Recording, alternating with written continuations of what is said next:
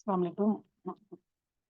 Zoom का पता नहीं, सब्सक्रिप्शन रिन्यू भी की थी लेकिन 100 पार्टिसिपेंट आ रहे हैं, वो बाद में चेक करेंगे। वरना लिमिट 100 से प्लस थी हमारी पिछली क्लास में, 130 तक गए थे, कोई इशू नहीं हुआ था।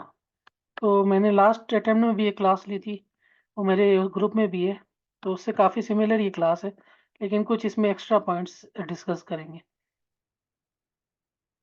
मेन पॉइंट्स तो सेम रहते हैं कि एग्जाम के लिए कैसे प्रिपेयर करना है, बहुत से लोगों ने पहले भी ली होगी जून वाले अटेम्प्ट में, लेकिन इसमें कुछ स्लाइड्स मैंने और कुछ बातें मैंने नहीं ऐड की।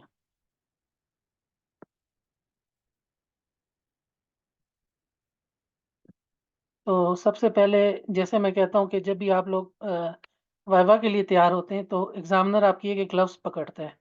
तो इसलिए आपने जब भी सोर्सेज अपने यूज़ करने हैं तो ऑथेंटिक सोर्सेज से चेक करने हैं। रेडियोपीडिया हो गया आपकी, ग्रेंजर एसेंशियल्स है, सटन है, या जो भी आप सोर्स यूज़ करते हैं, आप उनको उनको हमेशा क्रॉस चेक करें। कोई भी ऐसी चीज़ जो इधर डिस्कस होती है उसको ब्लाइंडली याद ना करें, उसको हमेशा इंटरनेट पे जाके आर्टिकल से, किसी भी उससे, ऑथेंटिक बुक से करें, क्योंकि वो आपके पास या फेल होने में इम्पैक्ट कर सकती है। तो ऑथेंटिक सोर्सेज ये आपके पास रेडियोपीडिया वगैरह उनको फॉलो करें हर केस के लिए। बाकी जो केसेस मैं दिखाता हूँ डिफरेंट सोर्सेज से लेके, डिस्क्लेमर में ये था। बाकी ये मैंने आप लोगों के साथ, कुछ लोग ऐसे हैं जो उन्होंने लास्ट ईयर मेरे साथ लिया है, कुछ लोग ऐसे हैं जिन्होंने नहीं लिया, मेरे ख्याल से काफ़ी ऐसे हैं जिन्होंने नहीं लिया, जो फर्स्ट टाइम अपीयर करें।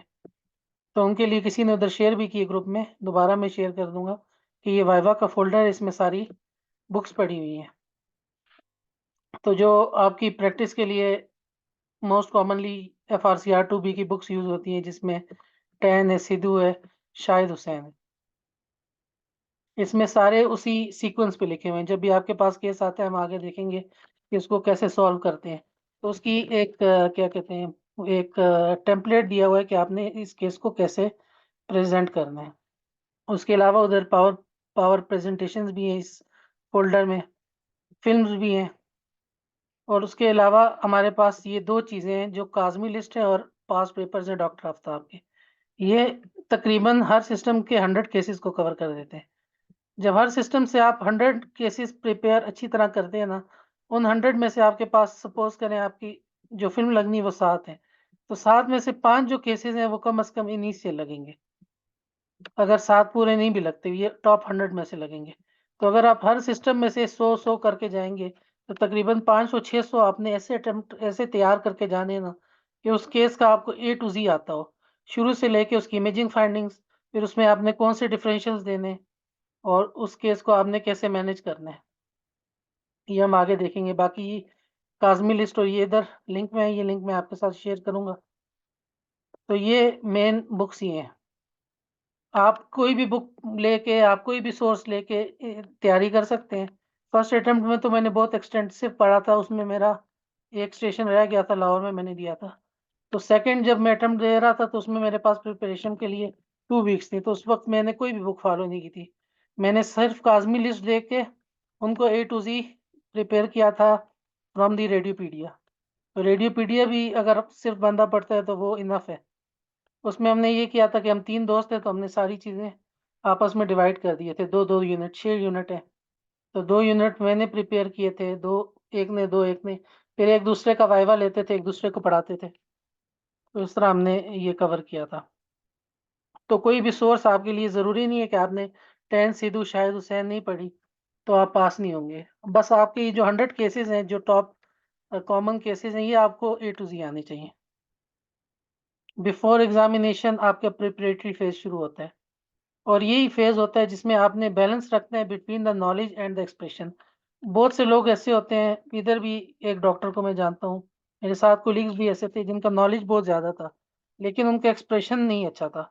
अगर आपको नॉलेज एक्सप्रेस नहीं करना आता, उसको आप अपने कोलीग से उसको अपने उससे जो भी आपका रेफरिंग फिजिशियन है, उसको आप एक्सप्रेस नहीं कर सकते, तो बेशक आप बहुत अच्छे रेडियोलॉजिस्ट अपने आप को समझते हो, लेकिन अगर आपके पास एक्सप्रेशन की स्किल नहीं है तो आपका इंटरनल नॉलेज किसी काम का नहीं है। तो आपका नॉलेज एक बेस भी होनी चाहिए और आपकी एक्सप्रेशन पावर्स भी अच्छी होनी चाहिए। वो कैसे होती हैं? वो ऐसी होती हैं कि जब आप तैयारी कर रहे हैं तो आप शुरू से ही पोटेंशियल वाइवा क्वेश्चंस आपको तैयार हों। वो जितनी भी आपकी ये एफआरसीआर की बुक्स हैं, वाइवा की बुक्स हैं, बाकी इधर भी हम देखेंगे, ये आगे जो सेशन लेंगे इंशाल्लाह, तो उसमें भी हम यही डिस्कस करेंगे कि क्या पोटेंशियल वाइवा क्वेश्चंस हैं और आप उससे पहले ही तैयार होके आएँ, कि जब आपके पास केस लगा हो तो आप जब वो क्वेश्चन करें तो आप पोटेंशियल क्वेश्चंस आपके पास पहले ही तैयार हो। आपको जवाब पहले ही तैयार हो कि यार इसमें से मुझसे क्या-क्या पूछ सकते हैं एग्ज़ामिनर। आप सरप्राइज़ ना हो। जब आप पहली दफ़ा जा रहे हैं एग्ज़ाम में, आप रैंडमली चले गए, आपने रैंडमली पढ़ के गए, तो जब वो आपसे क्वेश्चन करेगा तो आप सरप्राइज़ हो जाएँगे कि यार ये क्या पूछ लिया, मैनेजमेंट पूछ ली। मैनेजमेंट तो मैंने पढ़ी नहीं थी। ए टू ज़ी पैथोजेनेसिस भी आपको बेसिक आनी चाहिए, मैनेजमेंट भी आपको आनी चाहिए। बेशक आपको डेप्थ में ना आती हो मैनेजमेंट, इवन प्रोसीजर्स के नाम आपको एटलीस्ट प्रोसीजर्स के नाम आपको आने चाहिए। तो उसके लिए पोटेंशियल वाइवा क्वेश्चंस की तैयारी करें, जो टॉप 100 मैंने कहा है, स्टडी ग्रुप्स, छोटा ग्रुप रखें तो ज़्यादा बेहतर है, एक-दूसरे को आपस में टेस्ट करें, एक वाइवा ले, एक ऑब्ज़र्व करे, एक वाइवा ले, एक ऑब्ज़र्व करे। आप लोग जो सेशंस लेंगे डिफरेंट, उसमें 100 या 200 केसेस कवर करना बहुत मुश्किल है। ज़्यादा से ज़्यादा पर सिस्टम 30-40 इतने केसेस कवर कराते हैं, मैंने भी सारे सेशंस लिए हुए हैं। तो ए टू ज़ी कोई कवर नहीं कराता और ना करा सकता है। तो ये जो 100 केसेज़ हैं, ये आपने खुद ही तैयार करने हैं। तो इसके लिए आप अपने साथ एटलीस्ट एक स्टडी पार्टनर रखें, ग्रुप को ज़्यादा बड़ा ना करें और मिल के उसको कवर करें। 50 केसेज़ एक बंदा कर लेगा, 50 एक, तो एक-दूसरे का वाइवा लें, एक-दूसरे से सीखें। और present the cases to the senior faculty and the previous examiners. जितना आप एग्ज़ामिनर, आपके अगर लोकल एग्ज़ामिनर है आपके हॉस्पिटल में या आपकी सिटी में, तो एग्ज़ामिनर्स के पास जाएँ, उनसे रिक्वेस्ट करें। अगर उनका सेशन है तो वो अटेंड करें। सबसे अच्छा जो आपको फ़ायदा देगा वो एग्ज़ामिनर देगा। ये पहले हमने वो कर लिया, सारा डिस्कस कर लिया। और जितना एक्टिवली बोलेंगे ऑनलाइन सेशंस में, उतना ज़्यादा आपको वाइवा से पहले आपकी प्रैक्टिस होगी। तो वाइवा में पहले मैंने आपको बोला कि don't be, it shouldn't be a surprise element, क्या है, वो एक सरप्राइज़ वाला फैक्टर नहीं होना चाहिए। आप रोबोट की तरह पहले से तैयार होने। जैसे एक बैट्समैन क्रिकेट के लिए जब मैच खेलने जाता है तो उससे पहले उसने नेट्स में 10,000 दफ़ा ओवर्स खेले होते हैं, 10,000 बॉलें खेली होती हैं प्रैक्टिस की। बॉलर ने 10,000 दफ़ा बॉल फेंकी होती है। प्रैक्टिस करने जाता है। जब मैच में जब वो सिचुएशन आती है, तो ये फर्स्ट टाइम वो फेस नहीं कर रहा होता। अगर कोई भी मुँह उठा के, बैट उठा के मैदान में जाएगा, तो he is bound to fail, practice is important. इसी तरह वाइवा में आप पहले से जब आप प्रिपेयर्ड होंगे और जब आप वाइवा में जाएँगे, तो ये आप लोगों के लिए एज़ अ सेकंड नेचर होगा। जब आप बैठते हैं ना, जैसे आप ड्राइविंग सीखते हैं, शुरू में आप बड़े वो होते हैं कि आप सोच रहे होते हैं, यार ये गियर लगाया, ये लगाया। विद प्रैक्टिस ये सारी आपकी सेकंड नेचर होती है। कभी भी आप ड्राइविंग करते हुए सोचते नहीं है, ये फर्स्ट गियर, मैंने ब्रेक लगाई है, मैंने क्लच दबाया, ये सारा आपका सेकंड नेचर होता है। तो आपने जब वाइवा में जाना है तो आप लोगों के लिए ये जो 100 केसेज़ हैं, ये आपकी सेकंड नेचर हो। जैसे ही एग्ज़ामिनर ने फ़िल्म लगाई, आप तोते की तरह बोलने शुरू हो गए। उसमें आपने फाइंडिंग्स देख ली, बज़वर्ड्स आपके ज़हन में आए, बज़वर्ड्स देख लिए, डिफरेंशियल्स देख लिए। डिफरेंशियल्स के आपने बताए कि ये टॉप पे मेरा फाइंडिंग क्यों है, ये जो सेकंड पे है क्यों है, ये थर्ड पे क्यों है। और फिर उस तरह आपने उसको ले गया, फिर आपने फिर उसकी मैनेजमेंट भी बता दी। जब आप ये सारे स्टेप्स करते हैं, तो एग्ज़ामिनर आपसे क्वेश्चन नहीं करता, वो आपको 10 में से 8 नंबर दे के, जितने भी मैक्सिमम नंबर हैं, वो दे के आपको फिर नीचे रख देता है। ये मेरा एक्सपीरियंस है।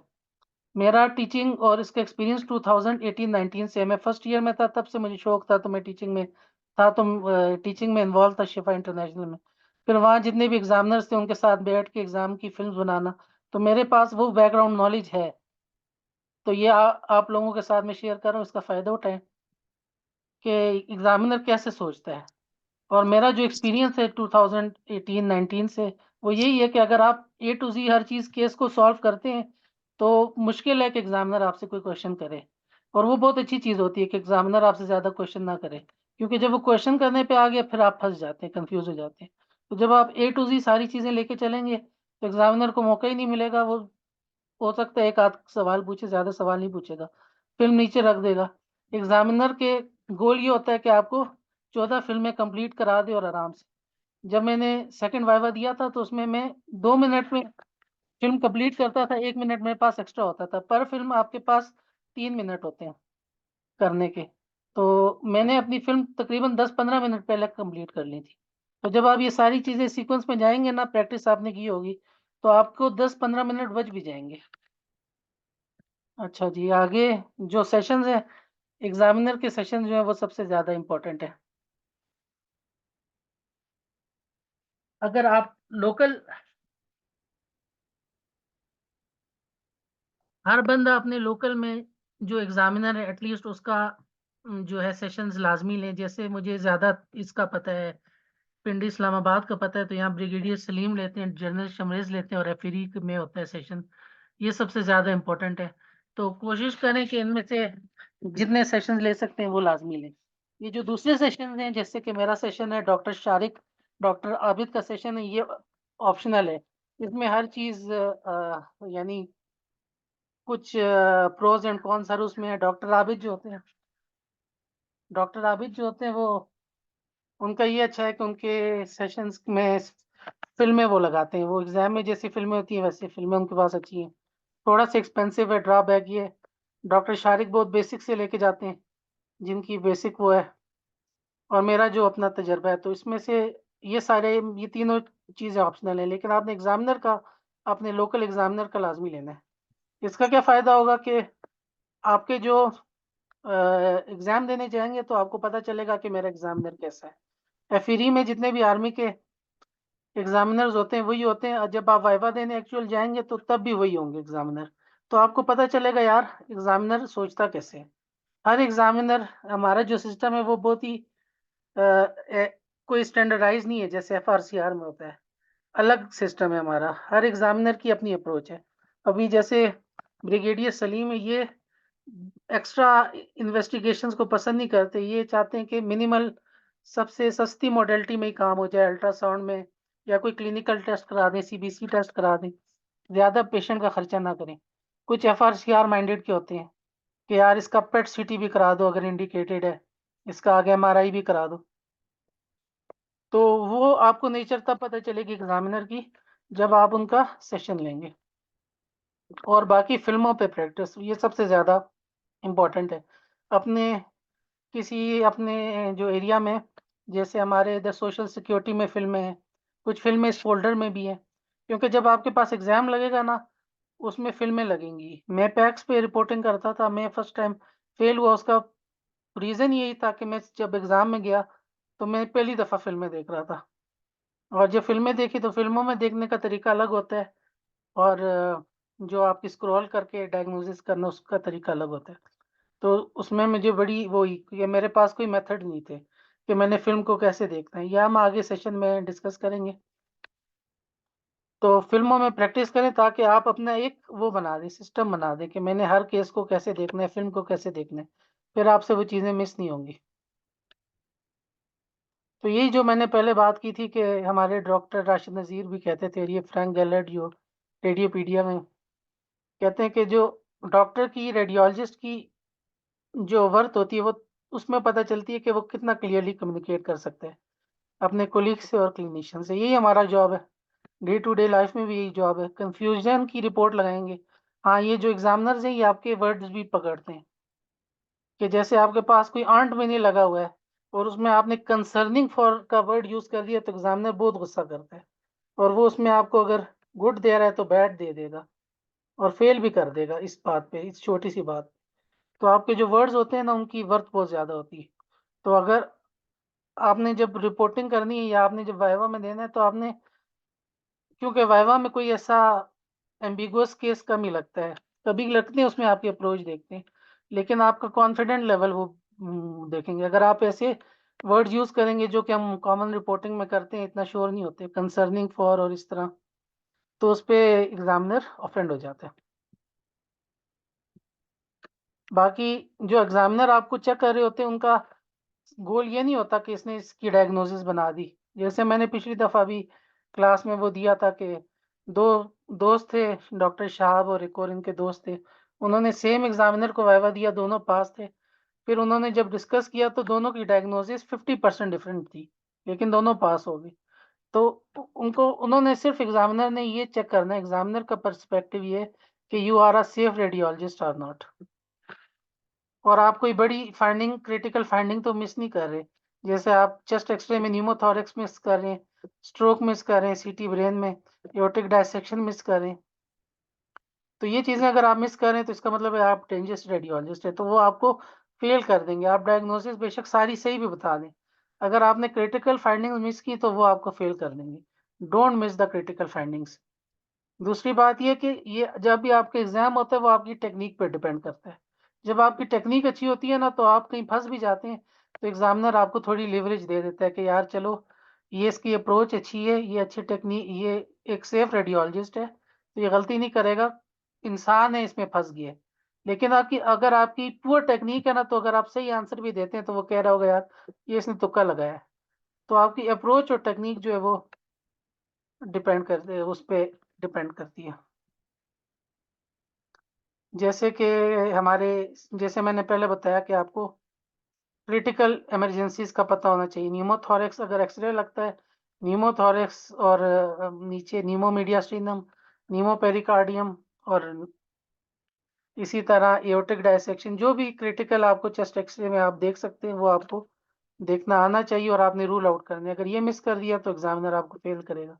सीटी ब्रेन में स्ट्रोक है, सीटी ब्रेन में हाइपरडेंस साइनसिस आपको दिखा सकते हैं, फ्लो वाइड्स मिस दिखा सकते हैं, pleural sinus thrombosis, aortic dissection, pulmonary embolism, intracranial haemorrhage और free air in the abdomen. तो ये कुछ ऐसी कंडीशंस हैं, बाकी भी जो इंपॉर्टेंट कंडीशंस हैं, क्रिटिकल कंडीशंस हैं, वो आपने मिस नहीं करनी, अपनी चेकलिस्ट में रखनी है। वाइवा में सबसे पहले जब एग्जामिनर जो है ना वो आपके एड्रेस को देखता है, आपके ओवरऑल को देखता है, आपके लिए को देखता है, उससे भी एक इम्पैक्ट बनता है। सबसे पहला जो होता है वो नॉन वर्बल एक आपके पास कम्युनिकेशन होती है। तो इसलिए आप जब अच्छा प्रोफेशनली ड्रेस करेंगे, टाइम पे आएँगे, तो ये एक इम्पैक्ट बना देगा। एग्ज़ामिनर पहले बाहर खड़े होते हैं जब आपकी अटेंडेंस वगैरह हो रही होती है, तो उसमें अगर देखा कि आप अनटाइडी हैं या आप लेट आए हैं, तो उस पे एग्ज़ामिनर पहले ही एक माइंड बना देगा आपके खिलाफ। फिर अगर आपकी कोई माइनर मिस्टेक होगी उस पे एसपीज़ पे आपको फ़ेल कर देगा। और हो सकता है आप अच्छी तरह ड्रेस होके प्रॉपर टाइम पे आएँ और वहाँ आपका बिहेवियर अच्छा है एग्ज़ामिनेशन हॉल में। तो वो पहले ही आपको देख के एक इन ह्यूमन नेचर है वो आपके पॉजिटिव इम्पैक्ट कर देगा। तो अगर आप एक छोटी-मोटी गलती करेंगे उस पे भी आपको माफ़ी मिल सकती है। तो good first impression is important. उसके बाद ये चीज़ें भी हमने की थी डिस्कस के आपके 2 एग्ज़ामिनर्स होते हैं और आपके 3 टेबल्स होते हैं। एक टेबल पे आपके पास चेस्ट, सीवीएस ये एक साथ होता है और सीएनएस और हेड एंड नेक ये एक एग्ज़ामिनर लेता है। फिर एक एग्जामिनर आपका वाइवा ले रहा होता है, दूसरा ऑब्जर्व करता है, फिर एक आपका दूसरा आपका लेता है, फिर फर्स्ट वाला आपको ऑब्जर्व कर रहा होता है, ताकि बायसनेस ना हो। इस तरह फिर जीआईटी का एक अलग होता है, जीयूटी और मेल इमेजिंग का एक अलग वाइवा लेता है। फिर जो एक थर्ड स्टेशन होता है उसमें एक एमएसके होता है, वुमेन इमेजिंग और मिसलेनियस, जिसमें अल्ट्रासाउंड वगैरह आते हैं। तो इस तरह आपकी 14 फिल्म्स होती हैं पर स्टेशन और हर टेबल पे आपका 40 मिनट्स तकरीबन टाइम लगता है, जिसमें तकरीबन आपके पास एक फ़िल्म के लिए 3 मिनट्स होते हैं। पासिंग मार्क्स आपके पास 60% होते हैं। अभी आपने हर एग्ज़ामिनर के 7 में से अगर आप 5 फ़िल्में अच्छी कर लेते हैं ना, तो then you can easily pass on the rough estimate. इस तरह ये तो एफआरसीआर का है, लेकिन हमारा एफसीपीएस का भी तकरीबन यही पैटर्न होता है कि अगर आप सारी फाइंडिंग्स करेक्ट डायग्नोसिस भी देते हैं, कोई ब्लंडर्स नहीं मारते और अच्छे डिफरेंशियल्स देते हैं, तो उसमें आपको मैक्सिमम नंबर मिलते हैं, 8 मिलते हैं, जिसमें ई एक ग्रेड होता है। फिर उसके बाद एक जी ग्रेड होता है और उसके बाद आपके पास एक सैटिस्फैक्टरी होता है और एक आपके पास पास होता है और एक पुअर होता है, इस तरह के होते हैं। जो आप बिल्कुल जिसमें नहीं बताते ना, उसमें भी आपको जो फेल वाली फ़िल्म होती है, उसमें भी आपको 4 नंबर मिल जाते हैं। तो अगर आपकी एक फ़िल्म गंदी भी हो, गलत भी होगी है, लेकिन अगर आपने बाकी फ़िल्में अच्छी की हैं, तो वो ओवरऑल आपको उसमें पासिंग ऑन, जो मेरा एक्सपीरियंस है कि उसमें पासिंग होने का आपका चांस होता है। इवन मैंने ऐसे भी देखे हैं कि एक अगर आपने पूरा स्टेशन भी खराब किया है, लेकिन बाकी स्टेशंस में आपने एक्सीलेंट ले लिए, तो वो कंपनसेट करते हैं। तो आप ये ट्राई करें कि एक फ़िल्म आपकी ख़त्म हो गई है, तो दूसरे पे उसका इम्पैक्ट नहीं आना चाहिए। आपका ट्राई ये होना चाहिए कि मैंने हर फिल्म में ई लेने हैं। जितने ज़्यादा आपके ई होंगे ना, तो वो आपके बाकी जो पुअर वो हैं, जहाँ आपने पुअर परफॉर्म किया है, उनको वो कंपनसेट कर लेंगे।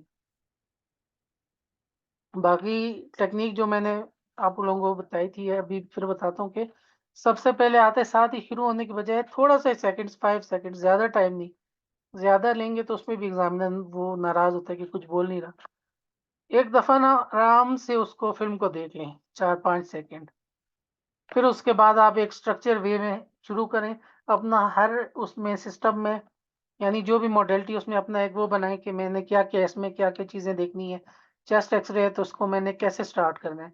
अब हर बंदे की अलग टेक्नीक होती है। लंग से स्टार्ट करते हैं या सेंटर से स्टार्ट करते हैं, जो भी आपकी टेक्नीक है। लेकिन उस चेकलिस्ट में हर चीज़ कवर होनी चाहिए। जैसे लंग्स है तो लंग पैरेन्काइमा उसमें कवर होना चाहिए, मीडियास्टिनम कवर होना चाहिए। ट्रेकिया को देखना है, बोन्स देखनी है, सॉफ्ट टिश्यूज़ देखनी है, ब्रेस्ट शैडोज़ देखनी है, ठीक है? पेरिफेरी ऑफ द फिल्म देखनी है। ये आपका, अभी इसमें से आप सेंटर से बाहर जाते हैं, बाहर से अंदर जाते हैं, वो आपकी अपनी मर्ज़ी है। लेकिन वही आपने सारे चेकलिस्ट और उसके साथ फिर इमरजेंसी वाली चेकलिस्ट, प्लूरल इफ्यूजन, न्यूमोथोरैक्स, जो भी हमने डिस्कस किया उनको देखना है।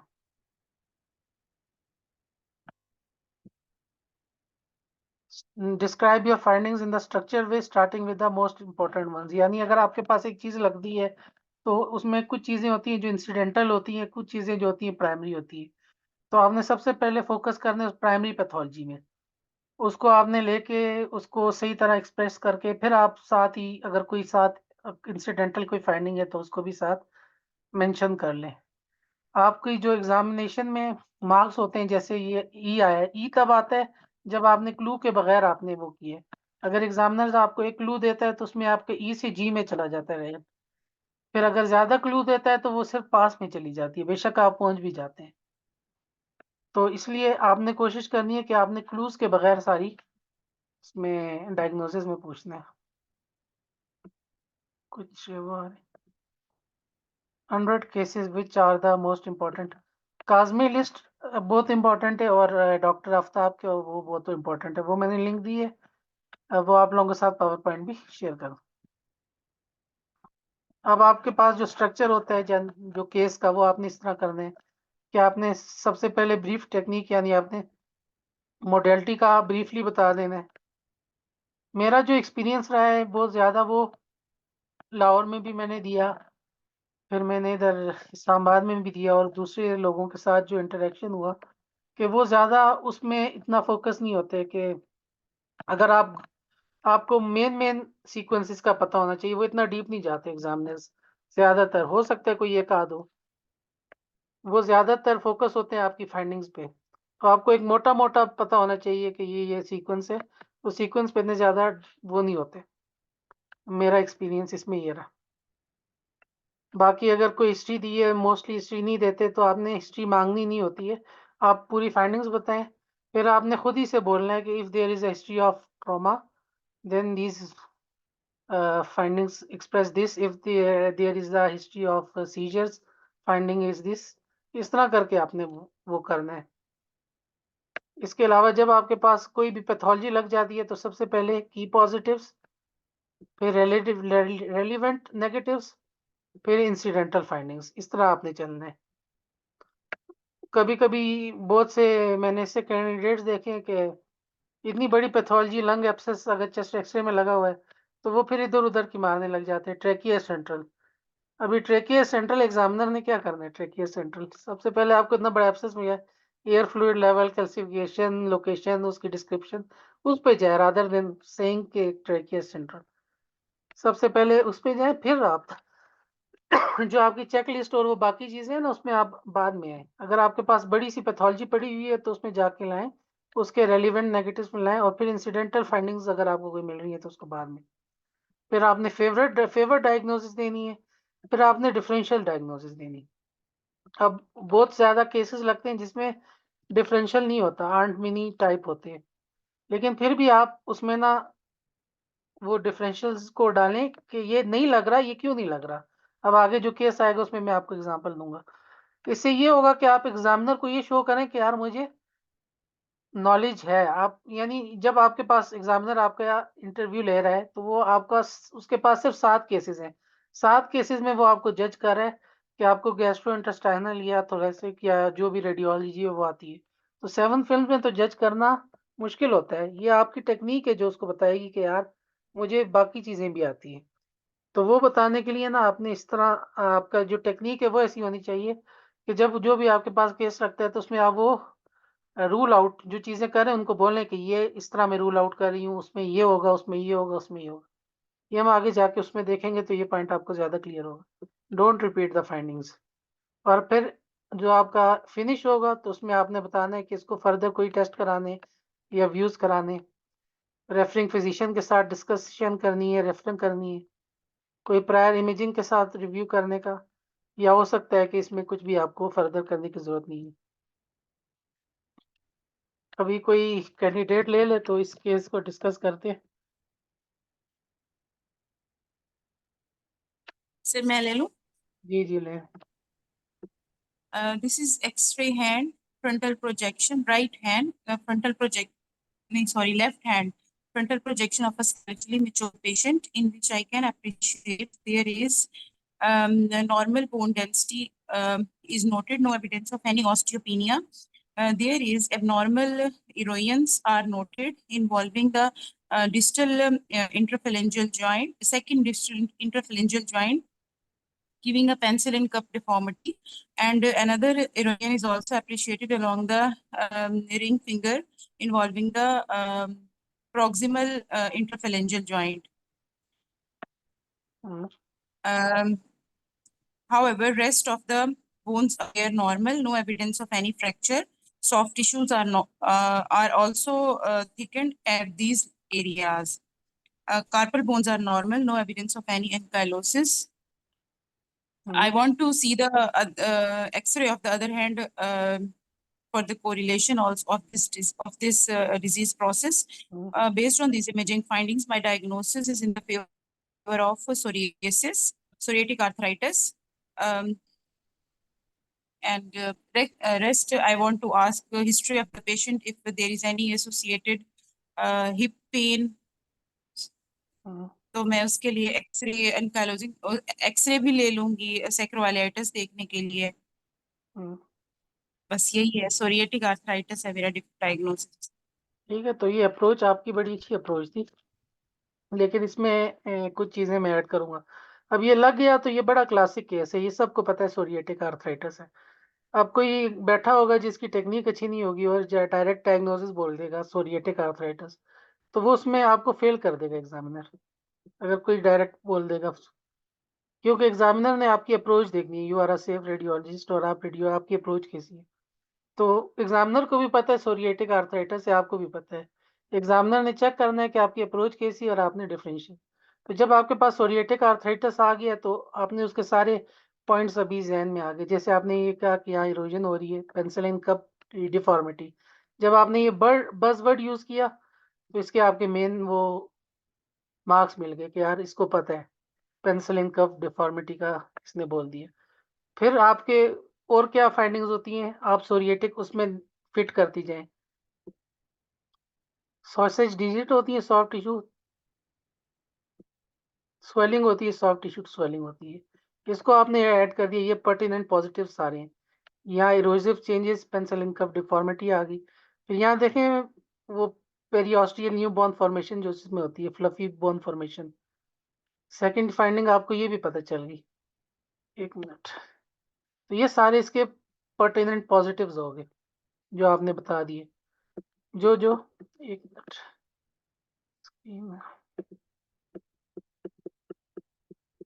सोरिएटिक आर्थराइटिस में ये होते हैं, और ये ज्यादातर डिस्टल को इन्वॉल्व करती है, इधर प्रॉक्सिमल भी इन्वॉल्व कर रही है, डिस्टल इंटरफेरेंजियल जॉइंट को इन्वॉल्व कर रही है। पर्टिनेंट पॉजिटिव हो गए। फिर पर्टिनेंट नेगेटिव्स इसमें क्या आ जाएंगे जिससे आप अपना नॉलेज शो करेंगे। पर्टिनेंट नेगेटिव्स में आप कहेंगे कि बोन डेंसिटी नॉर्मल है, कोई पेरी ऑस्टियोपी पेरी क्या कहते हैं, पेरी आर्टिकुलर ऑस्टियोपिनिया नहीं है। फिर आप ये भी बता सकती है कि स्टाइलॉइड प्रोसेस में कोई इरोजन नहीं है, कोई उसमें एनकाइलोसिस नहीं है। तो ये आपने रूमेटॉइड आर्थराइटिस को रूल आउट कर दिया इसमें। फिर आप इसमें ये भी ऐड कर सकती हैं कि डिस्टल इसमें इन्वॉल्व हो रहा है, लेकिन कोई ऑस्टियोफाइट फॉर्मेशन नहीं है, तो ये कोई ऑस्टियोआर्थराइटिस इधर से रूल आउट हो गया। इस तरह आपने एक पॉइंट ये रेज कर दिया। ठीक है, तो इस तरह आपने 3 डिफरेंशियल्स इधर नॉलेज वो कर दिया कि डिस्टल है, कोई पेरियार्टिकल ऑस्टियोपेनिया नहीं है, कोई इरोजन एंकाइलोजिंग नहीं है, तो रूमेटॉइड आर्थराइटिस रूल आउट भी हो गया और एग्जामिनर को पता भी चल गया कि आपके पास नॉलेज है। दूसरे नंबर पे आपने ऑस्टियोआर्थराइटिस रूल आउट कर दिया कि डिस्टल तो इन्वॉल्व है डिस्ट्रीब्यूशन में, क्यों ऑस्टियोआर्थराइटिस भी डिस्टल होता है, लेकिन कोई ऑस्टियोफाइटोसिस नहीं है, तो इसमें ऑस्टियोआर्थराइटिस। और जो प्राइमरी डायग्नोसिस है वो आपकी सोरिएटिक आर्थराइटिस आ गई। फिर वो आप उसमें क्लिनिकल वो कर दें कि उसमें सोरिएटिक की चेंजेस होंगी, नेल चेंजेस होंगी, क्लिनिकल एग्जामिन करूंगी। फिर मैं क्लिनिकल लैब्स का भी आप उसमें बता दें, एग्जामिनर चूंकि आपसे पूछेगा, उसमें रोमेटाइड फैक्टर कराऊंगी, रोमेटाइड फैक्टर जो है वो नेगेटिव होगा उसमें। सीआरपी कराते हैं इन केसेस में, ईएसआर कराते हैं, ईएसआर और सीआरपी रेज होंगे, ईएसआर सीआरपी रेज होंगे। ये जब आप खुद बताएंगे तो एग्जामिनर को पूछने का मौका नहीं मिलेगा, कॉमन चीजें वो यही पूछ सकता है। फिर आपको कहेंगे कि मैं रोमेटोलॉजिस्ट को रेफर करूंगी और इसको वो मैनेज करेगा, स्टीरॉइड्स एनसेड्स वगैरह जिस तरह भी इसकी मैनेजमेंट होती है। तो ये अप्रोच लेके जब आप चलेंगे ना हर केस में, तो उसमें सिर्फ आपने डायग्नोसिस नहीं बतानी, आपने डिफरेंशियल डायग्नोसिस भी बतानी है और उसको रूल आउट करने का तरीका भी आना चाहिए। तो थ्योरी तो हम सब ने ये सारी चीजें पढ़ी हुई है, सोरिएटिक आर्थराइटिस 10 दफा पढ़ा है, लेकिन ये अप्रोच आप लोगों ने ना वाइवा की जब तैयारी करनी है तो ये आपने अप्रोच रखना है हर केस। डायग्नोसिस आ गई, अब जिस जगह ऑस्टियोआर्थराइटिस टॉप पे होगा तो उसमें आपने उसी तरह के उसमें ऑस्टियोफाइट्स होंगे, डिस्टल इंटरफेरेंजियल जॉइंट्स होंगे, लेकिन उसमें इस तरह के इरोजन्स नहीं होंगी, पेरियार्टिकुलर ऑस्टियोपेनिया नहीं होगा। तो उस तरह आपने कभी ऑस्टियोआर्थराइटिस टॉप पे होगा, कभी ऑस्टियोआर्थराइटिस का केस लगा होगा, कभी रूमेटॉइड आर्थराइटिस का टॉप पे होगा। तो इन सारे 3 केसेज हर उस केस के डिफरेंशियल को आपको सॉल्व करना आना चाहिए अप्रोच में, ठीक है। अभी इसको भी ले लें।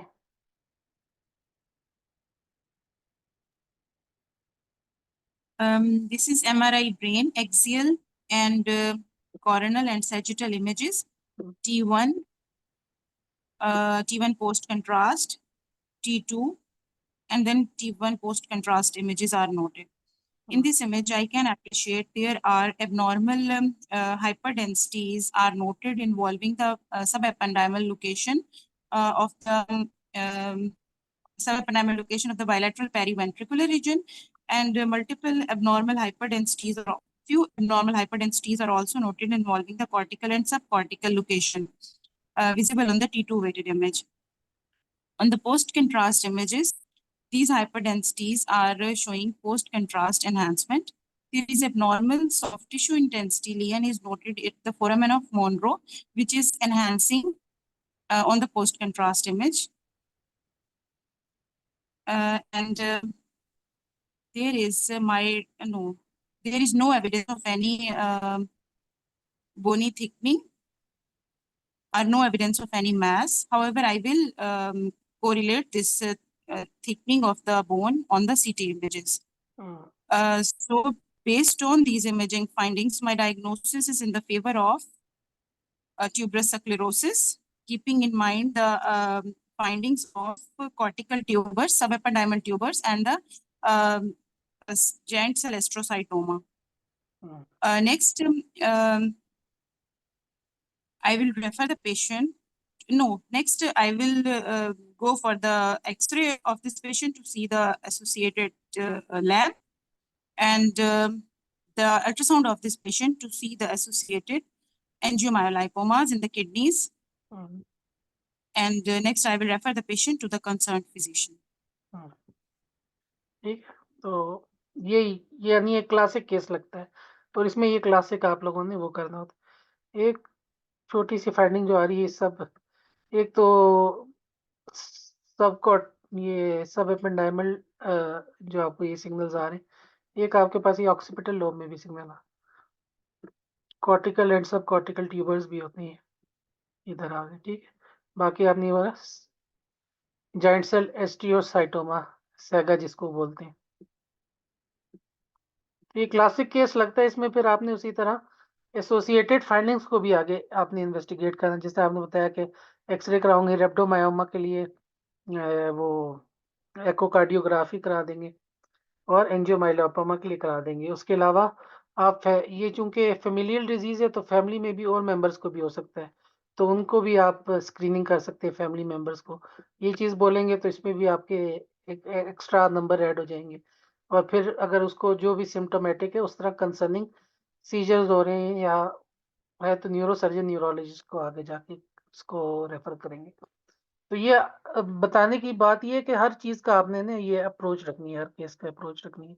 अभी एक सीधा सीधा ट्यूबरस स्क्लेरोसिस का केस है, इसमें कोई डिफरेंशियल्स ऐसा सच कोई बनते हैं नहीं। तो जब भी आपके पास केस आते हैं, जैसे हमारे पास जो आया था पेंसिलिन कप डिफॉर्मिटी या अभी ट्यूबरस स्क्लेरोसिस का आया था, तो इन सारों के आपके हर केस का आपके पास बज़वर्ड याद होना चाहिए कि जब आपको, क्योंकि ये ट्यूबरस स्क्लेरोसिस का केस लग गया, सोरियाटिक आर्थराइटिस आपको भी पता है, एग्जामिनर को भी पता है। अप्रोच बज़वर्ड बोलना, सही तरह उसको उसके पर्टिनेंट पॉजिटिव्स पर्टिनेंट नेगेटिव्स बोलना, ये आप लोगों को एग्जाम पास कराएगा। डायरेक्ट डायग्नोसिस में कोई भी एग्जामिनर उसमें बॉदर नहीं करता। अच्छा, एक और चीज जो पिछले उसमें रह गई थी केस में, कभी कभी इंसिडेंटल छोटी सी चीज भी होती है, इसलिए आप ना थोड़ा सा अपनी आइज को शार्प रखें। तो इसमें एक और चीज है,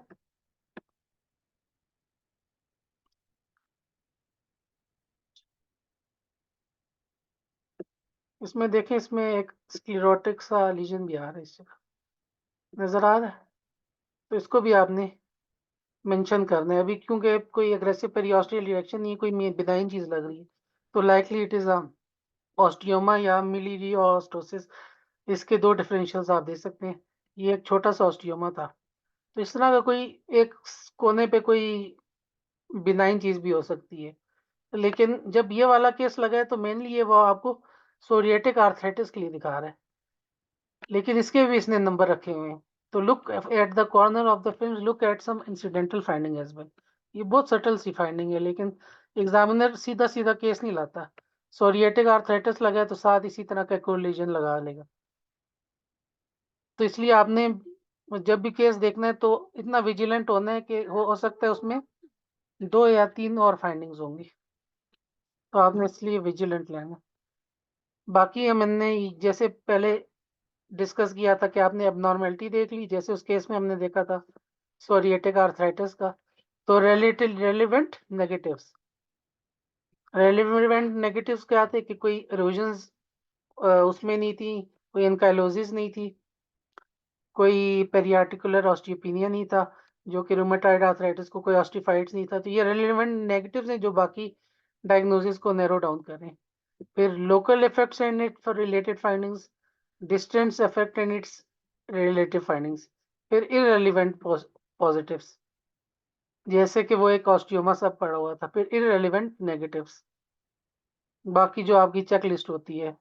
हैंड, अभी आपने हैंड का एक्सरे देखना है तो उसमें आपने क्या चेकलिस्ट बनानी है, तो वही वाली चेकलिस्ट उसमें बाकी नेगेटिव्स जो हैं वो डाल दें।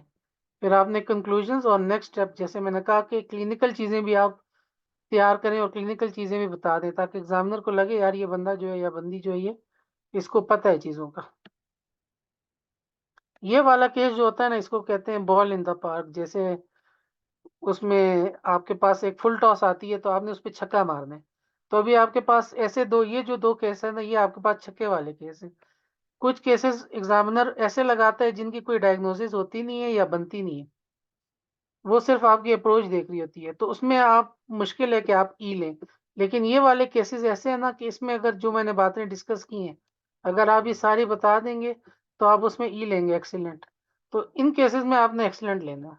जितने ज्यादा ई लेंगे उतने ज्यादा आपके पास होने के मौके ज्यादा होंगे। दूसरी एक और टिप मैंने बोला था कि एग्जामिनर को देखने की बजाय फिल्म को देखें, उसमें आप कंफ्यूज नहीं होंगे। If abnormality is obvious describe it, यानी मैंने वही जो ये बात पहले भी मैं कर चुका हूँ। सेटिस्फेक्शन ऑफ द सर्च नहीं होना चाहिए, इसलिए आपके ने सारी इमेजेस देखनी है। आपके पास जब फिल्म्स लगती है तो उसमें काफी सारी इमेजेस होती हैं, तो उसमें देखना लाजमी है हर चीज। क्योंकि आप एक पैथोलॉजी को बैठ के देखेंगे ना, अभी मेरे पास केस लगा इंटरसेप्शन था, साथ लाइपोमा उसको कॉज कर रहा था। तो इंटरसेप्शन में मैं इतना घूम गया कि लाइपोमा मुझे देखते देखते लेट हो गया। तो आपके पहले से ही आपके जो रिफ्लेक्सेस इतने तेज होने चाहिए कि इंटरसेप्शन है, look for the lead cause, क्यों हो रहा है इंटरसेप्शन लाइपोमा पर। तो इसलिए आपने हर इमेज, और क्योंकि वो आप स्क्रॉल नहीं कर रहे होते, तो आपने इमेज में अपनी आंखों को ट्रेन करना है कि मैंने कैसे वो करानी है। If scan has urgent implications then make sure कि अगर ग्रॉस हाइड्रोसेफलस हो रहा है किसी ट्यूमर की वजह से, आप कहेंगे अर्जेंटली मैं फोन करूंगी, न्यूरो सर्जन को बुलाऊंगी, इसको वीपी शंट करो, इसको रिलीव करो। अगर डीवीटी है या डीएसटी है, अर्जेंटली पेशेंट को एंटीकोगुलेंट्स में डालने, अर्जेंट में मेडिकल उसकी जो है स्पेशलिस्ट है उसके साथ काम करूंगी। बाकी ये बातें भी तकरीबन हो गई हैं। हाँ, जब आप कोई फर्दर इन्वेस्टिगेशन दे रहे होते हैं तो आपने उसमें बताना होता है कि इसमें मैंने क्या देखना है। जैसे पेनकोस ट्यूमर है तो उसमें आप एमआरआई सजेस्ट करेंगे तो कहेंगे न्यूरोवास्कुलर इन्वेजन के लिए मैंने देखना है। तो आपने अगर कोई एक्स्ट्रा मोडेलिटी पे जाना है तो उसकी आपने दलील देनी है।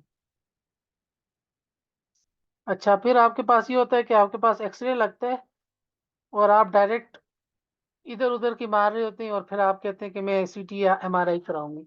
तो आपको सीटी एमआरआई वो नहीं देता examiner, you have to earn it. At least आपको कंसर्न शो करना है कि यार ये इधर लीजन पड़ा हुआ है। अभी मेरे पास एक आया था, उसमें वो था, अभी मुझे याद सीटी चेस्ट में कोई वो ओपेसिटी सी आ रही थी और बाद में उसकी अ, उस ओपेसिटी को पिक करना मेन वो था। अभी आपने ओपेसिटी पिक नहीं की तो वो आगे सीटी नहीं लगाएगा। सीटी लगाया तो वो मेरे ख्याल से ब्रोंकोजेनिक सिस्ट का केस था या कोई इस तरह का केस। तो आपने एटलीस्ट वो पिक करना है। कभी कभी चेस्ट एक्सरे लगाते हैं तो पीछे बोन्स में ऑस्टियोमाइलाइटिस पैरास्पाइनल एब्सेस पड़ा होता है।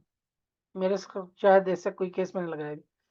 तो जब तक आप उस चीज को नहीं पिक करेंगे, उस ओपेसिटी को, पैरास्पाइनल, आप कहेंगे कि उधर पैरास्पाइनल स्पेस में कोई ओपेसिटी है, या कोई अगर आपको ऑस्टियोमाइलाइटिस दिखा रहा है तो इरेगुलर बोन्स आपको नजर आ रही है, या आपको रेट्रोकार्डियक में एयर फ्लूइड नजर आ रहा है, एक अस्सलाम देख के वालेकुम बताएं। सर।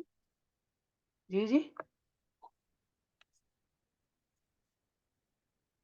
कोई क्वेश्चन? अस्सलाम वालेकुम।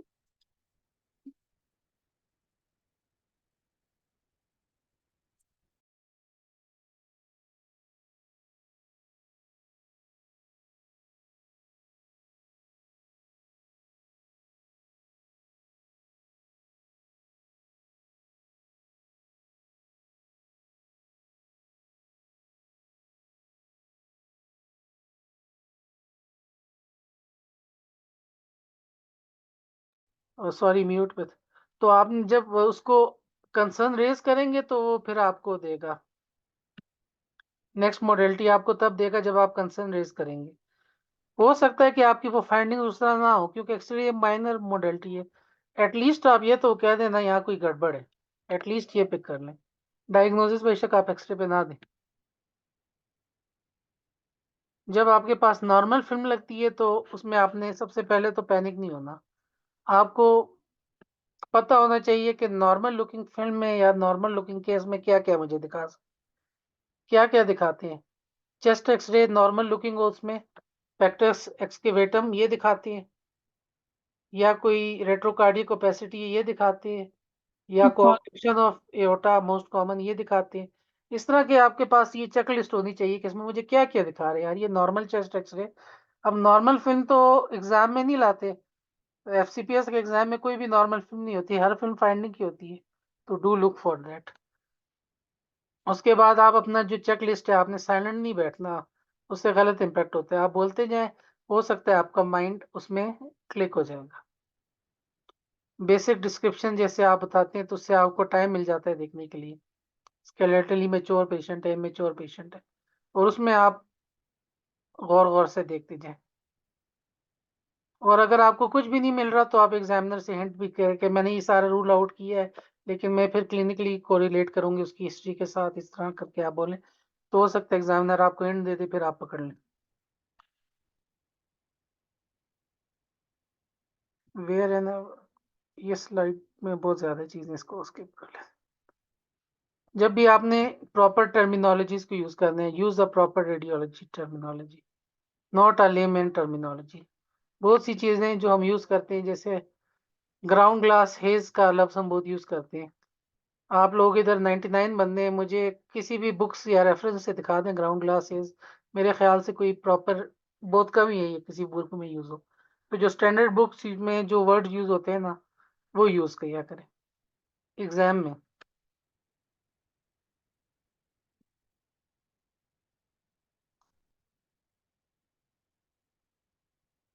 इसके बाद जो इम्पोर्टेंट चीज़ है, एमडीटीज वाला कॉन्सेप्ट इधर इतना ज़्यादा नहीं है, एफआरसीआर में ज़्यादा होता है, जो कि हम केस को डिस्कस करते हैं। और एब्रिविएशंस आप कोशिश करें ना करें, पूरा कॉमन बाइल डक्ट सीबीडी है तो सुपीरियर मेसेंटेरिक आर्टरी है।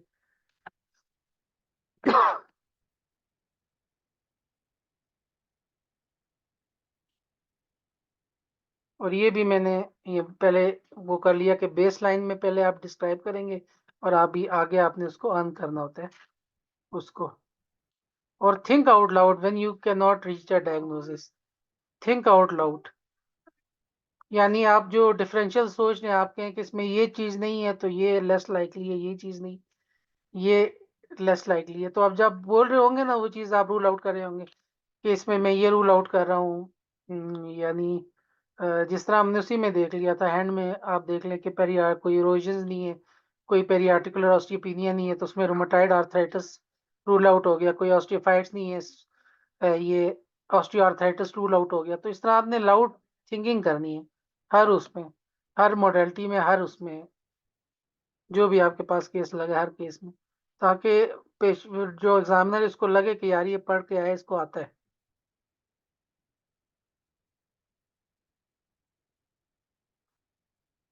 यही मैंने कहा कि आपने डायरेक्ट नहीं कहना कि यार सर इसकी हिस्ट्री क्या है, ये सबसे एग्जामिनर इस पे तपता है। If there is history I will correlate with this, if there is history I will, ये वाला टॉप डायग्नोसिस होगी। तो और एग्जामिनर खुद भी दे देता है, कभी कभी कोई ऐसी चीज लगाता है कि उस पर आप नहीं पहुंच सकते विदाउट हिस्ट्री क्लू, तो एग्जामिनर खुद देगा। Don't ask history directly, you have to earn the history. तो जैसे हमने पहले किया था कि आपने जब भी कोई केस लगना है उसको आपको सॉल्व करने का, जैसे एक केस आ गया बाय हाइलर लिम्फेडिनोपैथी है, तो जब बाय हाइलर लिम्फेडिनोपैथी के डिफरेंशियल्स डिफरेंट होते हैं तो आपने डायरेक्ट पेशेंट उसको नहीं बोलना कि सर इसको ये इसकी मुझे हिस्ट्री दें। आपने इसको इस तरह लेके चलना है कि बायलैटरल हाइलर लिम्फेडिनोपैथी है, differentials would include sarcoidosis, lymphoma and tuberculosis. अगर पेशेंट हमारी सेटिंग का है, साथ उसको नाइट फीवर्स है, तो मैं ट्यूबरकुलोसिस को ऊपर रखूंगी। अगर पेशेंट जो है वो अफ्रीकन ओरिजिन का है, बाहर का है, तो उधर सार्कोइडोसिस ज्यादा होता है, उसके साथ एसोसिएटेड रिस्पिरेटरी सिम्टम्स या लेग रेश जो है वो सार्कोइडोसिस को ज्यादा फेवर करेगा। फिर मैं उसका सीटी कराऊंगी टू स्टेज द सार्कोइडोसिस। और अगर पेशेंट को पेरिफेरल लिम्फेडिनोपैथी है तो बी सेल लिम्फोमा को ज्यादा प्रेफर करेंगे। इसी तरह इम्यूनो कॉम्प्रोमाइज में टीबी ज्यादा होगा। तो इस तरह आपने इसको लेके चलना है। यानी एक फाइंडिंग थी एक्सरे में बायोलैटरल लिम्फेडिनोपैथी, लेकिन इसकी सारी डायग्नोसिस जो अल्टीमेट डायग्नोसिस है वो डिपेंड करती है उसके क्लिनिकल सिनारियो पे। तो वो आपने डायरेक्ट उससे मांगनी नहीं है, आपने खुद ही बोलना है। इससे ये भी पता चलेगा एग्जामिनर को कि आपको आता है। फिर जो चीजें आपने नहीं करनी, कभी भी क्वालिटी ऑफ द फिल्म कभी कभी पुअर लगता है, उसको आपने क्रिटिसाइज नहीं करना, टच नहीं करना।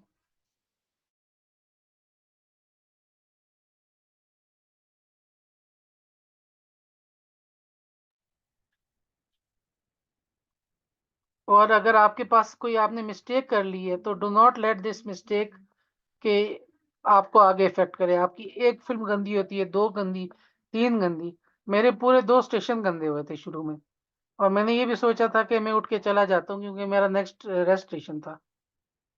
तो आप लोगों ने, लेकिन फिर मेरे जो नेक्स्ट दो स्टेशन थे उसमें मैंने मैक्सिमम ई लिए, 14 में से 13 ई ले लिए, तो उधर से कंपनसेट हो गया।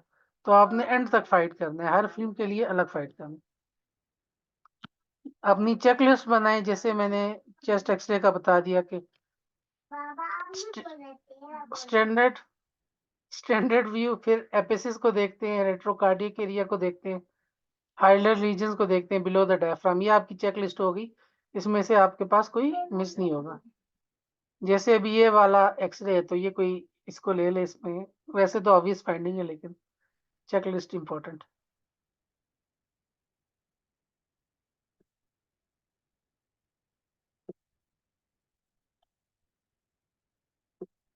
क्वेश्चन एंड आंसर्स एंड में मैं ले लूं? हम ले लें।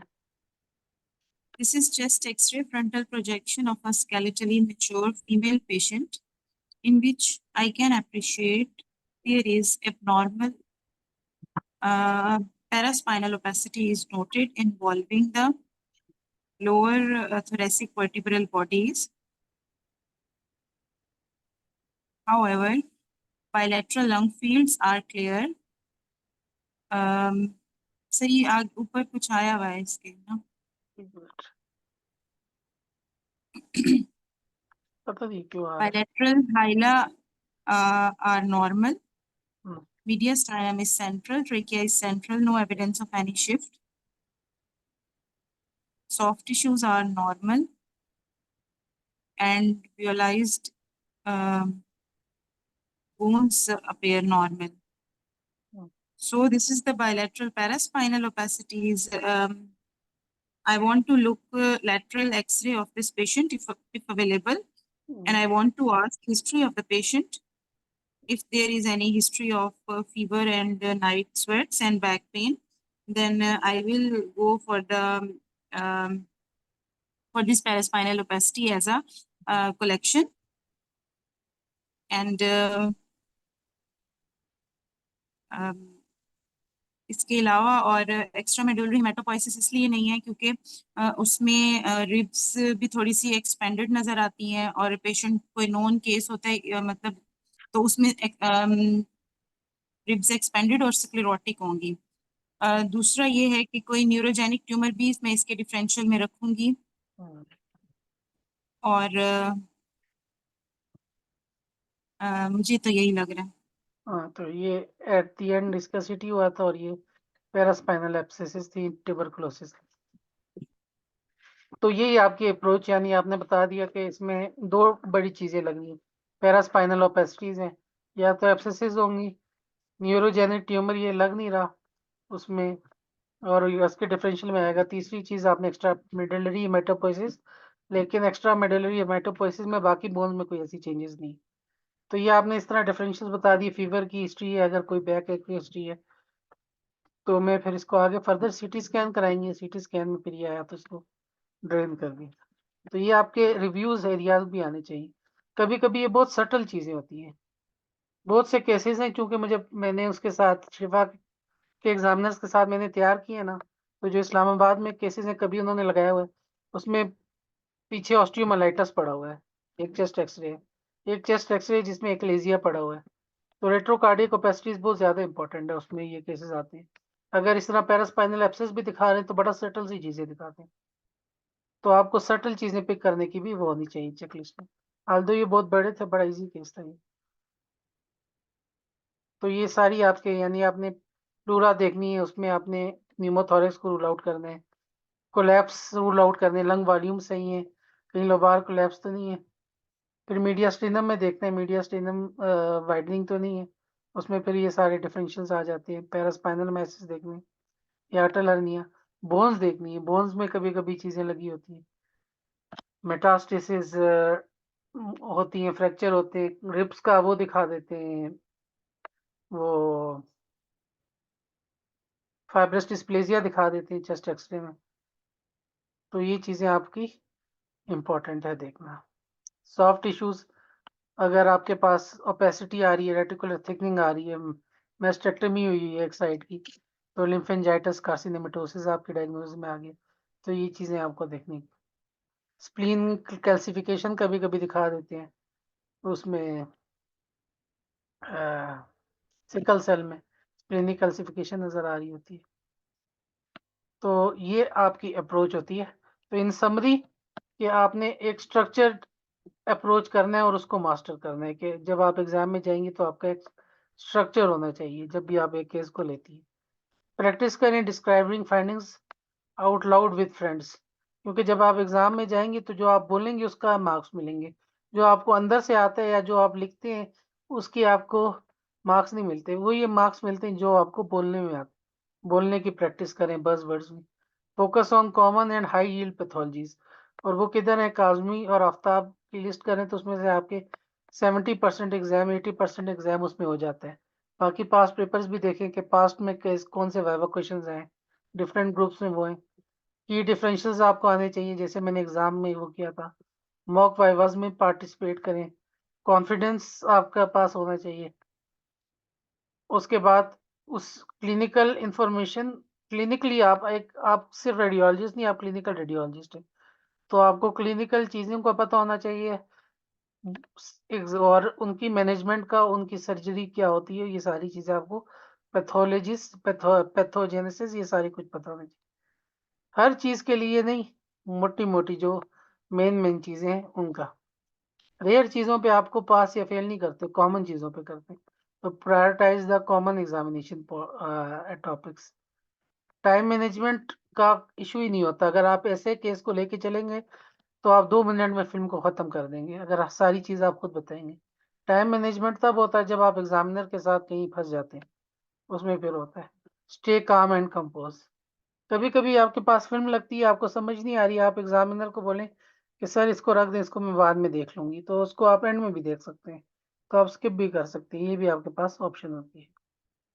तो अभी आप लोग क्वेश्चंस पे आ जाएं तो हम आपस में क्वेश्चंस को वो करते हैं।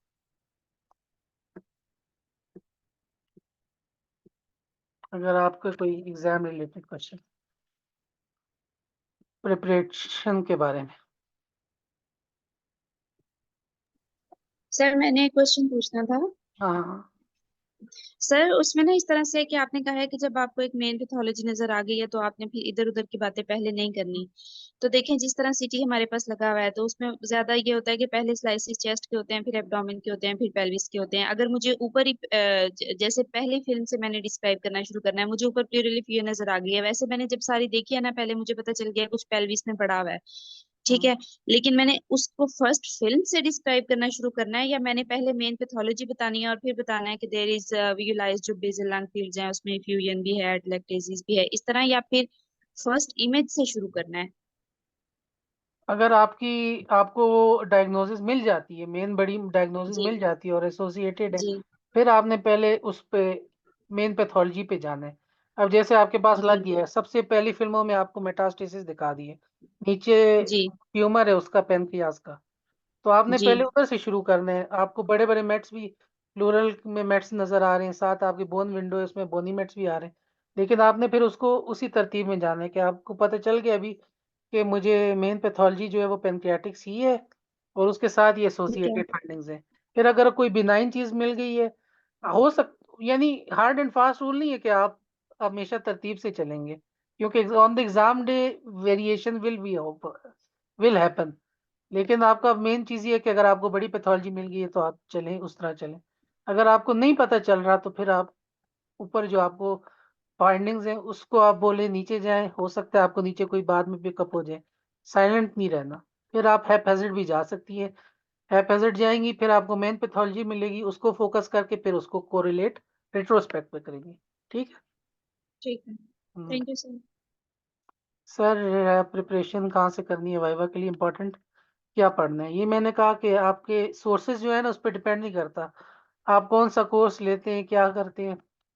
अब मैं अपना बताऊं तो मैंने एफरी का कोर्स भी नहीं लिया था, मैंने ब्रिगेडियर सलीम का कोर्स भी नहीं लिया था इधर इन पर्सन, लेकिन वेरी करती है ना पर्सन टू पर्सन। मेरी ट्रेनिंग शिफा से अच्छी हुई थी और ड्यूरिंग शिफा मैंने काफ़ी इसके साथ में लिंक था एजुकेशन के साथ, तो मुझे ये चीज़ों का पता था। तो ये पर्सन टू पर्सन प्रिपरेशन आपके वेरी करती है, तो ज़रूरी नहीं है कि आप एक बुक पढ़ें दूसरी बुक पढ़ें। अपना कोर्स रखें, अपनी कोई सिलेक्टिव बुक्स रखें और टैन सिद्धू या जो भी चीज़ें हैं, लेकिन ये करें कि आपके जो टॉप 100 केसेस हैं ना वो आप रेडियोपीडिया से या किसी और बुक जो आप अगर डैन हार्ट से करना चाहते हैं, या सटन आपने पढ़ी है या ग्रेंजर विक पढ़ी है, डिटेल में आप उसको वो करें, डिटेल में पढ़ें वो टॉपिक्स आप किसी स्टैंडर्ड टेक्स्ट बुक से। रेडियोपीडिया में ये है कि बाकी इमेजेस भी होती हैं साइड में, आप वो भी देख सकते हैं, उससे ज़्यादा अच्छी लर्निंग होती है। तो इस तरह आप चल सकते हैं। फिर वाइवा बुक्स आपको ये प्रैक्टिस कराती है, जो मैंने अप्रोच बताई ना, ये सारी वाइवा बुक्स में दी हुई हैं। तो आप लोगों को ये अप्रोच आ जाएगी। थ्योरी तो आप लोगों ने पढ़ी होती है, अभी आप लोगों को डिफरेंशियल करना और इसको सॉल्व करना आप लोगों को आ जाएगा। आपने क्या पढ़ा था जो वाइवा स्टफ है? मैं अपना बता रहा हूँ ना, मैंने ये सेशंस नहीं लिए थे, मेरे पास टाइम नहीं था। फर्स्ट मैंने जो प्रिपरेशन की थी उसमें भी नहीं लिए थे, सेकंड में भी मैंने पास तो सेकंड टाइम तो मेरे पास 15 दिन थे मेरे ख्याल से। तो मैंने रेडियोपीडिया से सिलेक्टिव सेकंड टाइम में पढ़ा था। फर्स्ट टाइम में जो मैंने पढ़ा था, फर्स्ट टाइम में मैंने बी काज़मी के ये जो थे, ये मैंने ये 10 पढ़ी थी, सिद्धू पढ़ी थी, ये अलग अलग बुक्स है मेरे ख्याल से। ये 2 बुक्स पढ़ी थी मैंने। सर इंटरवेंशनल रेडियोलॉजिस्ट एंड का होना, ये अभी विद टाइम ज़्यादा हो रहा है, लेकिन न्यूक्लियर की एक आध फिल्म होती है। इंटरवेंशनल रेडियोलॉजिस्ट अगर आपका एग्जामिनर आ गया तो वो केसेस लगा देता है। इंटरवेंशनल रेडियोलॉजिस्ट विद टाइम ज़्यादा होती जा रही है, हमारे टाइम पे इतनी ज़्यादा नहीं थी। सर टोक्स से कोई फ़र्क पड़ता है 65? नहीं, टोक्स का कोई भी इफेक्ट नहीं है अभी तक, जो मेरा एक्सपीरियंस रहा है ना। टोक्स के मार्क्स में सिर्फ आप एलिजिबल होने चाहिए। अगर आप एलिजिबल हो जाते हैं, वाइवा अच्छा देते हैं, यू कैन इजीली पास, और कंपनसेट भी हो जाता है और इतना फ़र्क भी नहीं होता। टोक्स का मकसद बस ये होता है कि बस आपने पास करना है। 60 से अबव आइडियल है कि 60 से अबव हो आपके मार्क्स। अगर 60 से ऊपर रहे तो आपके अच्छे हैं। अगर 55 और 60 में के बीच में आपके मार्क्स आए तो आपने वाइवा बहुत अच्छा देना है। उसमें थोड़ा सा कंपनसेशन का इशू मैंने देखा होता है। हमारे टाइम पे तो 60 पास फेल होता था, 55 और 60 वाला कॉन्सेप्ट नहीं था। लेकिन अभी 55 से 60 वाला एलिजिबल हो जाता है फॉर द वाइवा। तो अगर वो एलिजिबल हो गया, वो भी पास। अभी मेरी एक बहुत ज़बरदस्त जूनियर है और बहुत अच्छी रेडियोलॉजिस्ट है, उनके 57 नंबर आए थे, वो पास हो गए। इस तरह बहुत सारे लोग पास हो गए। तो अगर आपका 55 टू 60 है तो आप बहुत अच्छी तैयारी करके जाएं, इंशाल्लाह आप पास हो जाएंगे। लेकिन अगर आपके 60 से ऊपर है तो आपको टेंशन लेने की ज़रूरत नहीं है। Still you have to perform good in the viva. और कोई कुछ पूछना चाहता है तो?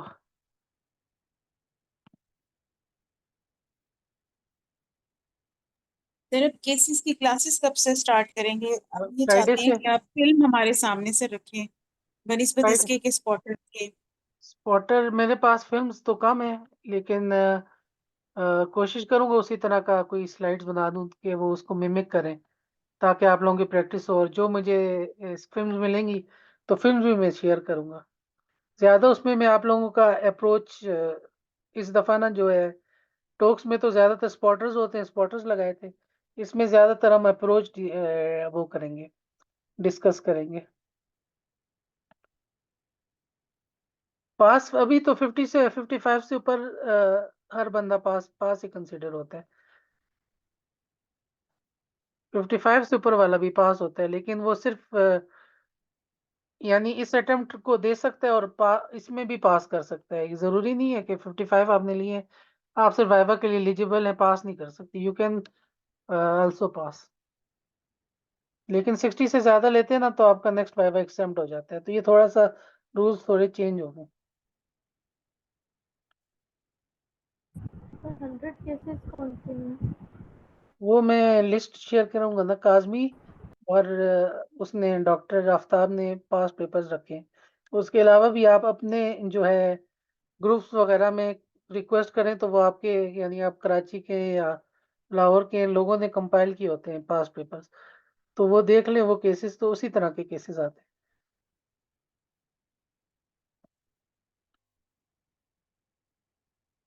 और कोई क्वेश्चन अगर आप पूछने जा सकते? सर कल से स्टार्ट क्लासेस?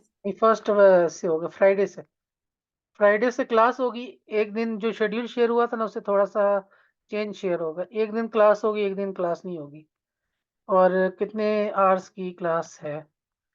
15 केसेस होंगे, 15 टू 20 केसेस, एवरेज 15 होंगे। 30 टू 40 केसेस पर सिस्टम होंगे। और 2 सिस्टम्स होंगे, यानी 2 दिन होंगे फॉर वन सिस्टम। एक दिन क्लास होगी, एक दिन नहीं होगी, फिर एक दिन क्लास होगी, फिर एक सिस्टम हो जाएगा, फिर इसी तरह सो ऑन। तो एग्जाम के एंड तक सारे हमारे पास वो कवर हो जाएंगे। 30 केसेस तो बहुत कम नहीं है तो मेनली इतने डिस्कस होते हैं क्लास उसमें, सेशंस में, इससे ज़्यादा तो नहीं होते। यानी डिटेल में हम इतने ही कर सकते हैं ना, 30 केसेस ही कर सकते हैं एक सिस्टम से। 100 केसेस, यानी जो आपने अपनी तैयारी करनी है उसमें 100 केसेस तैयार करने, लेकिन जो टॉप 30 केसेस होंगे वो हम डिस्कस कर लेंगे विद मॉडल्ड आंसर और मॉडल उसका अप्रोच। और एंड में टाइम बच गया तो बाकी केसेस भी हम एक डिस्कशन जिस तरह हमने टॉक्स में रखी थी कि हमने 50 60 केसेस भी देखे थे एंड में, तो इस तरह भी कर सकते हैं कि पहले क्लास रखेंगे और एंड में बाकी केसेस वैसे ही गो थ्रू कर देंगे ताकि आप लोगों का वो नज़र से गुजर जाए, तो ये भी कर सकते हैं। लेकिन शुरू में जो करेंगे तो उसमें प्लीज शेयर द आप यानी फर्स्ट से सिंपल ये करें ना कि वो यूनिट्स उसी तरह होंगे, लेकिन फर्स्ट से जैसे जीआईटी है तो एक 1 को क्लास होगी, फिर 3 को क्लास होगी, फिर इस तरह एक 5 को क्लास होगी, इसी तरह अल्टरनेट चलता रहेगा till end of the exam. Multiple finding वाली होती है, सिंपल नहीं, how to deal that.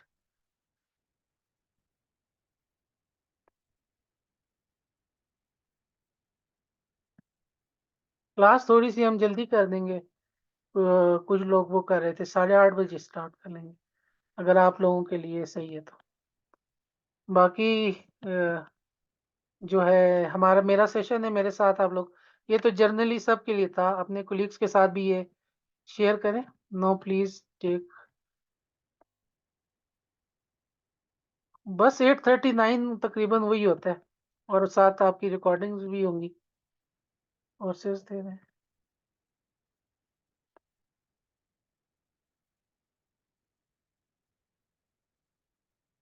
Rare cases आते हैं, ये तो बात आप लोगों की सही, रेयर केसेस नहीं होते हैं, केसेस यही होते हैं। आप लोग अगर पास्ट वो निकालेंगे ना, जो है पास्ट पेपर्स निकालेंगे तो कहेंगे यार ये तो इतने इजी इजी केस है। असल में वो ऐसी फिल्में लगाई होती है, इसलिए मैंने कहा कि सेशन से भी ज़्यादा ज़रूरी है कि एक आप अपने लोकल किसी उसमें जाएं जिनके पास फिल्म कलेक्शन होती है, तो उन फिल्म कलेक्शंस को ना आप एक दफ़ा गो थ्रू कर लें, क्योंकि फिल्म्स में केस और जो आंट मिनी या जिस तरह इधर केसेस होते हैं उनमें डिफरेंस होता है। वाइवा में लिखने में इजी लगते हैं, यही मैं कह रहा हूँ, लिखने में इजी लगते हैं लेकिन वाइवा में डिफरेंट होते हैं। तो वो इधर भी फाइल शेयर हुई है ना, सोशल सिक्योरिटी की फाइल्स भी हैं, उसके अलावा ब्रिगेडियर अशरफ फोल्डर्स भी है, तो उसी तरह की इमेजेस होती हैं, उससे डिफरेंट नहीं होती हैं। तो ब्रिगेडियर अशरफ या उसकी आप फाइल्स कर लेते हैं, ये जो वाइवा फोल्डर में है, तो इसमें इसी तरह का आपके वाइवा में भी इसी तरह का लगेंगे। हाँ, ये चीज़ जो मैं इसमें बताना भूल गया, इन्होंने किया uncommon presentation of common pathologies दिखाते हैं। हाँ सर, आपने टॉक्स में जो बताया था ये यही वाली बात है। कभी कभी वो ऐसी मॉडलिटी लगा लेते कि वो मॉडलिटी अनयूजुअल होती है, जैसे अभी फोरनियर्स गैंग्रीन है तो वो वाइवा में बहुत लगा लेते, वेरी वेरी अनकॉमन। नहीं, अनकॉमन चीज में वो नहीं करते, मैंने भी एग्जाम दिए हुए ना, लगता कभी कभी इस तरह है कि हमें खुद डायग्नोसिस नहीं आ रही होती, हम कहते हैं कि बहुत ही अनकॉमन, उस चीज में आपको कभी फेल नहीं करेंगे अनकॉमन में। जो भी आपके पास ये फिल्में लगती है ना उसमें पहले डिस्कस होता है, और बहुत मुश्किल होता है कि बहुत रेयर चीज वो आके एग्जाम में लगा लें, लेकिन कुछ एग्जामिनर्स हैं जो लड़ के लगा भी लेते हैं। जैसे एक केस था हमारे इस्लामाबाद में, एमीड्यूरॉन का लगाया था, एमीड्यूरॉन टॉक्सिसिटी, तो वो तो इजी केस है लेकिन वो चेस्ट में लगाया था, और उसमें एक क्लू जो था वो लिवर का एक सेक्शन आ रहा था, वो क्लू था।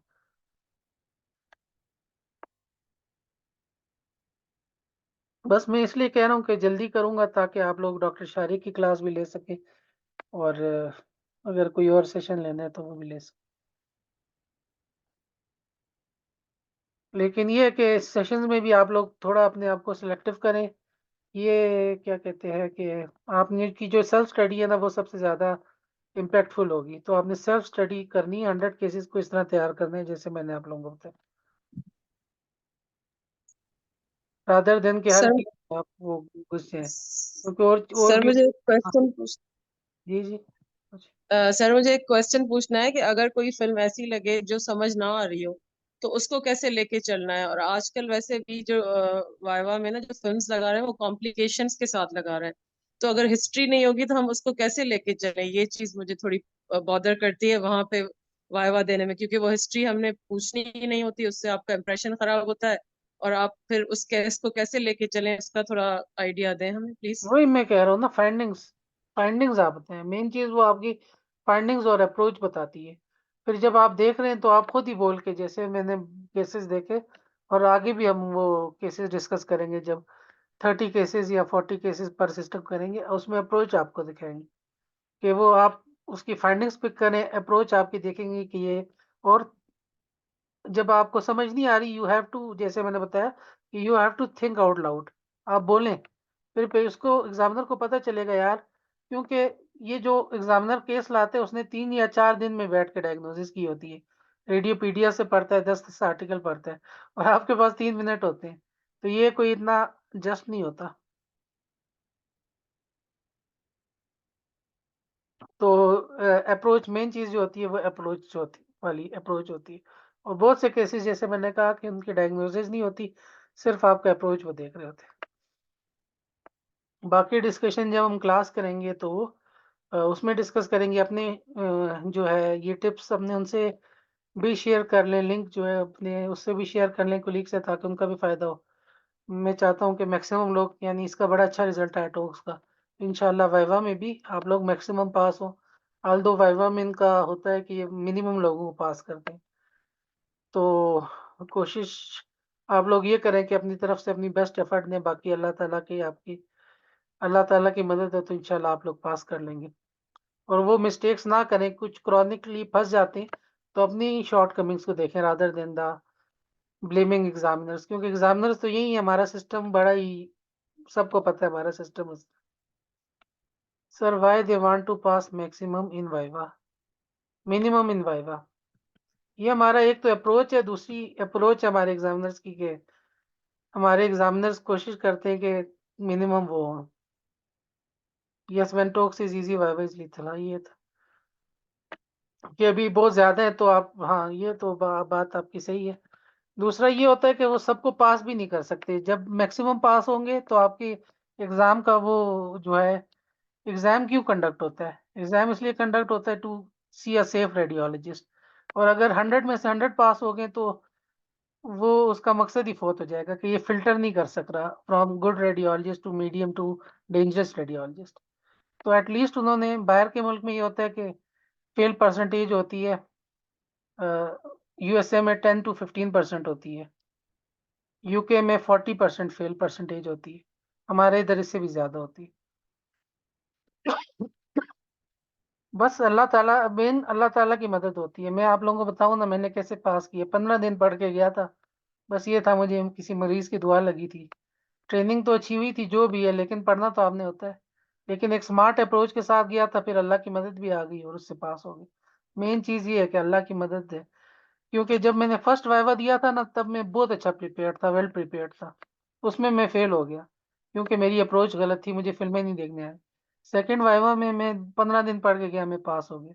तो ये अल्लाह की मदद और स्मार्ट स्टडी, ये दो का फैक्टर है। कुछ लोग फिर भी फेल होते हैं, बहुत अच्छे डॉक्टर नईम बहुत फंसे रहे, पता नहीं अभी तक उनका हुआ है कि नहीं। डॉक्टर मरियम जेबा बहुत फंसी रही, इतनी ब्रिलियंट रेडियोलॉजिस्ट। खुद डॉक्टर शारिक कहते हैं कि उनके इतने मल्टीपल अटेम्प्ट्स हुए। तो ये बस हमारा सिस्टम ऐसा है।